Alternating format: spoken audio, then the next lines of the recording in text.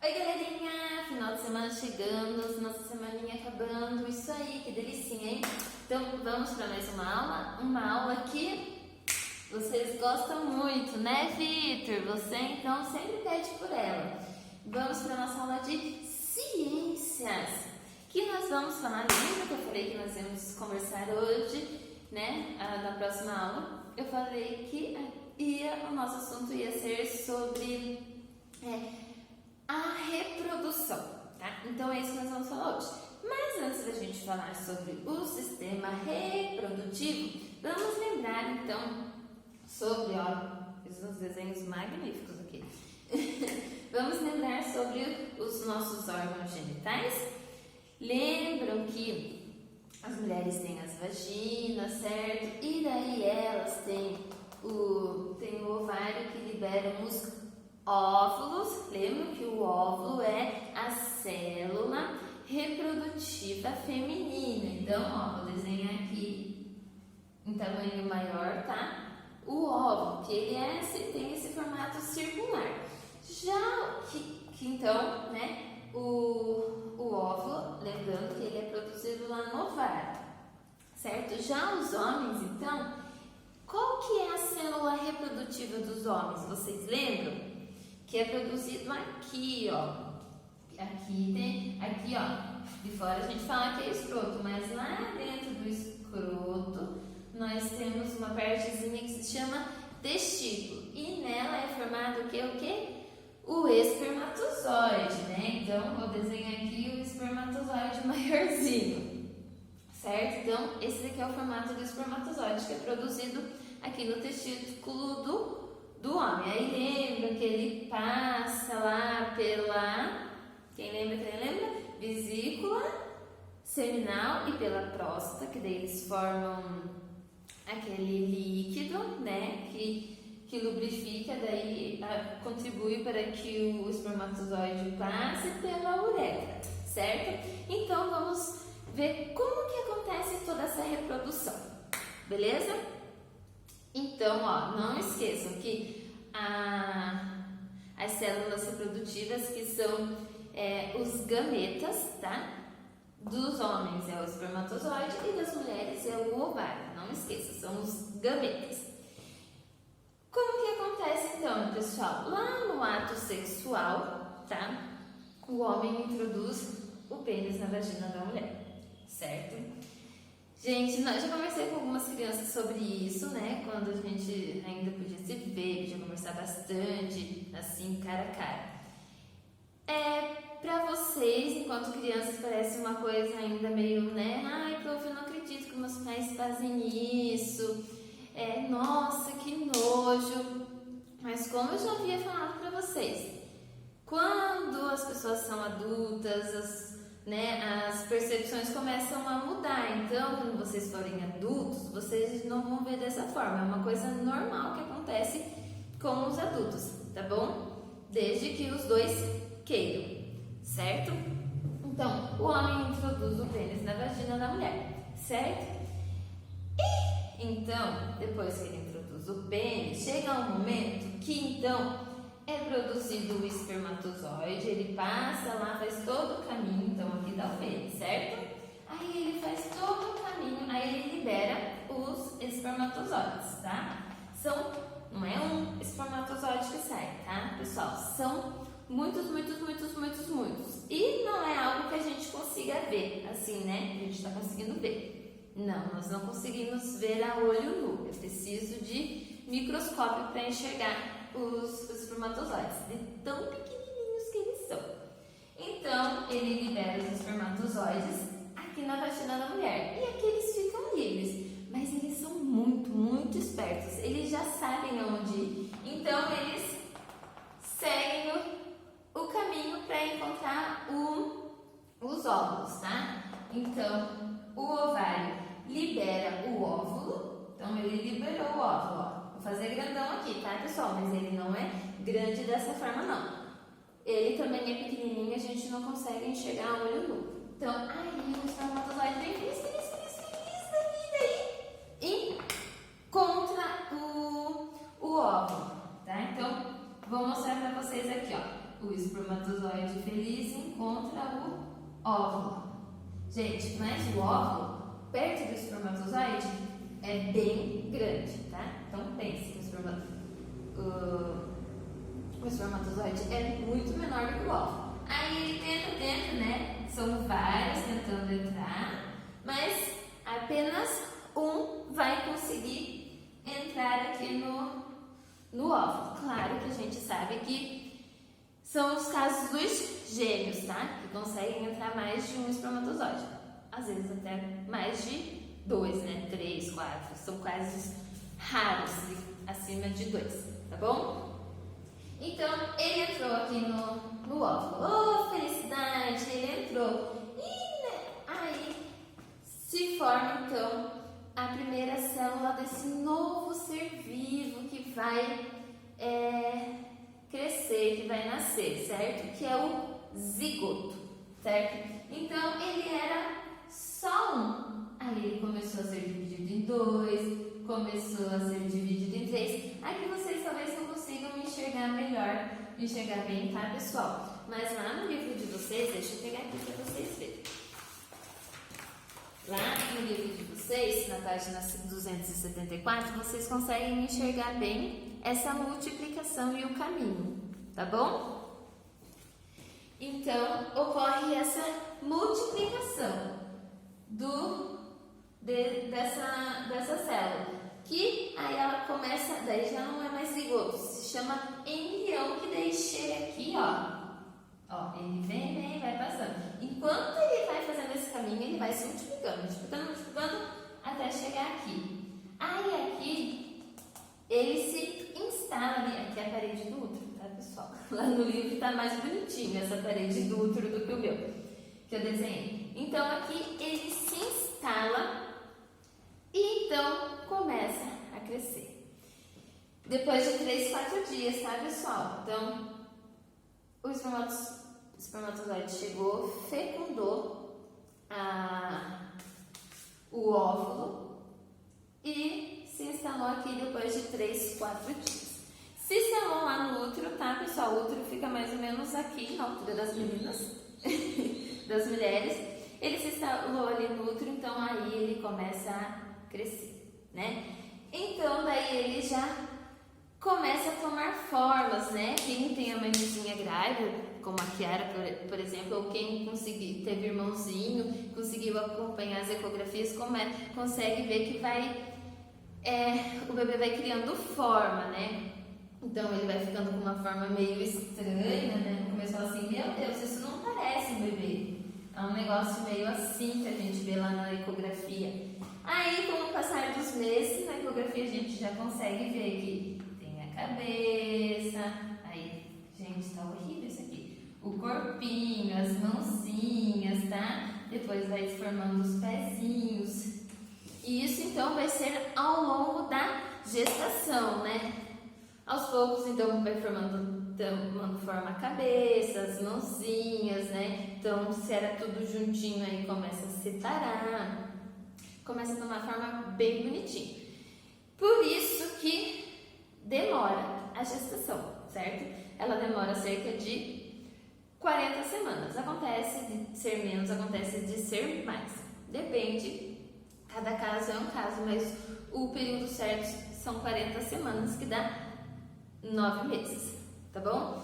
Então, gente, o embrião se instala ali na parede do útero, aí a barriga começa a crescer e o corpo da mulher começa a mudar, tá? Então, o quadril ele vai aumentando, os seios vão aumentando para a amamentação, tá bom? Aí, então, o corpo da mulher já muda e também a barriga vai crescendo. Vocês conseguem ver, então, ali na página 275, como que era no início e olha lá já como que ela foi ficando, né? Foi ficando com aquele barrigão enorme. Aí, passado lá mais ou menos as 40 semanas, a mulher entra em trabalho de parto. O que é isso, pessoal? Então ela começa a ter contrações, são uns negócios assim na barriga, ela começa a endurecer, tá? Endurece, para, sente umas dores e o corpo então já está se preparando para expulsar esse bebê dali, tá bom? Então os quadris eles vão dilatando, o canal vaginal ali vai abrindo também para que o bebê possa passar. Viram só, gente? Nosso corpo é maravilhoso, perfeito. Deus é maravilhoso. Vocês já pararam para pensar que um espermatozoide que a gente nem consegue enxergar a olho nu, com o óvulo também que a gente nem consegue enxergar, forma uma pessoa enorme? Maravilhoso, né? Então, voltando, o nosso corpo então começa a dar as dicas que está na hora do bebê nascer. E existem 2 tipos de parto, tá, pessoal? Tem o parto normal e a cesariana. Como que é o parto normal? O parto normal é que o bebê sai ali pela vagina mesmo, tá? Então, aqui ó, lá na página 278, vocês conseguem ver o parto normal, certo? Ele sai ali pela vagina. Tem o rompimento da bolsa. O que é bolsa, gente? É a membrana que protege o bebê. O bebê está ali protegido na barriga por um líquido, tá? Então, quando a bolsa estoura, é outro indício de que já está na hora dele nascer, certo? Mas, vejam só, esse parto natural, muitas mulheres sonham com ele, né? Porque assim, na hora, dói muito, a mulher sofre, ela tem que fazer bastante força, dói demais. Não sei que não é o meu caso, tá, pessoal? Eu só ouço relatos. Mas ela sente dor ali na hora, ela sofre, algumas gritam. Só que depois que o bebê saiu dali, que o médico tirou, ela já tá super bem, entendeu? Então ela consegue andar sem dor, ela consegue cuidar do bebê dela, ela consegue amamentar, certo? Mas nós temos o outro caso, que foi o meu caso, mais ou menos o meu caso, tá, gente? Que é o parto cesariano. Então, o bebê não nasce pela vagina, ele nasce pela barriga. Então, os médicos fazem um corte bem aqui embaixo, tá? O que acontece nesse tipo de parto? A gente sente dor?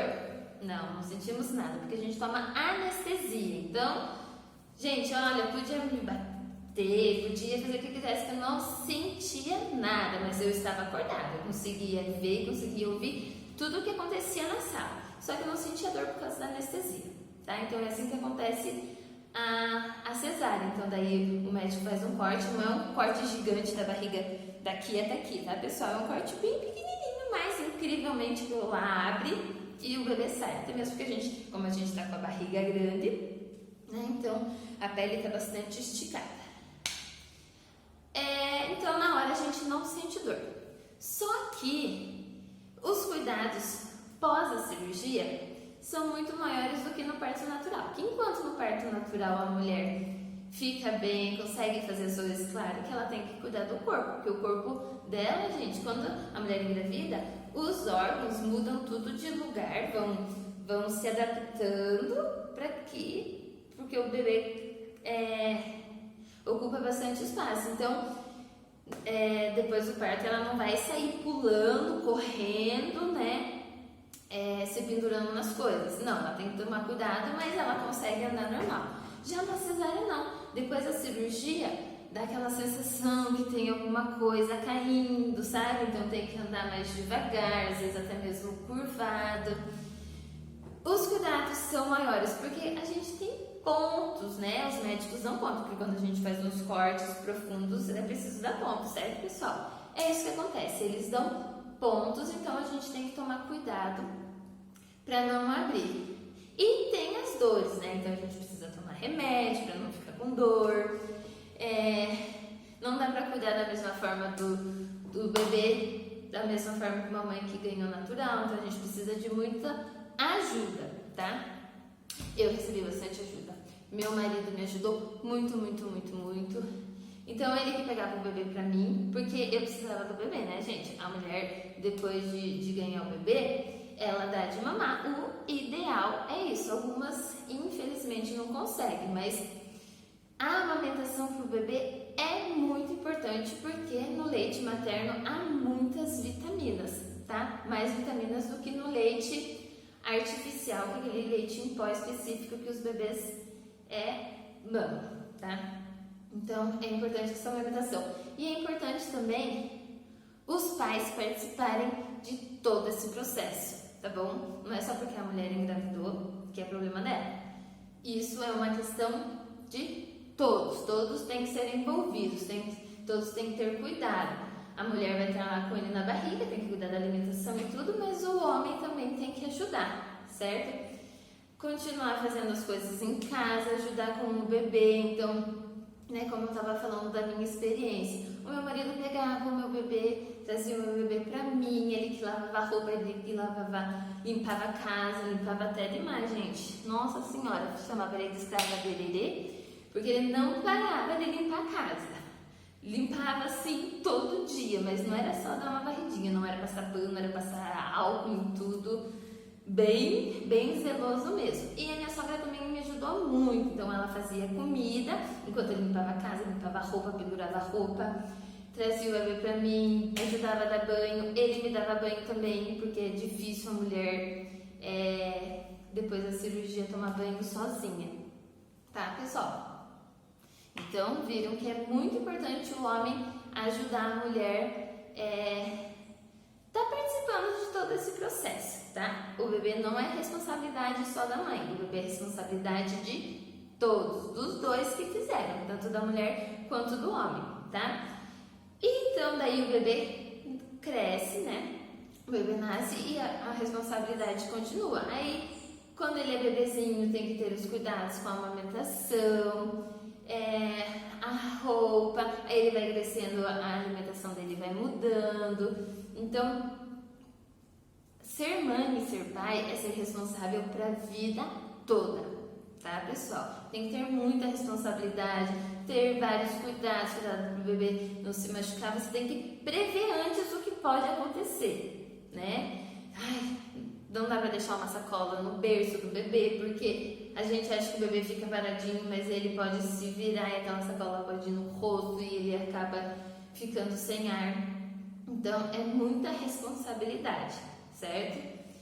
E é responsabilidade dos dois, tanto da mãe quanto dos pais, e é para a vida toda. E a decisão também, toda decisão que envolve aquela criança também é responsabilidade dos dois, deve ser responsabilidade dos dois, né? Desde quando a mulher engravida até os pais morrerem ou, né, em alguns casos o filho morrer, é responsabilidade dos dois, os dois tomam decisão, certo, pessoal? Então, pensando em tudo isso, lembrando lá o que são os gametas, lá na página 25 do material de apoio de vocês, peguem lá o cartãozinho para preencher, tá bom? Coloquem as palavras de vocês, coloquem exemplos, façam um desenho.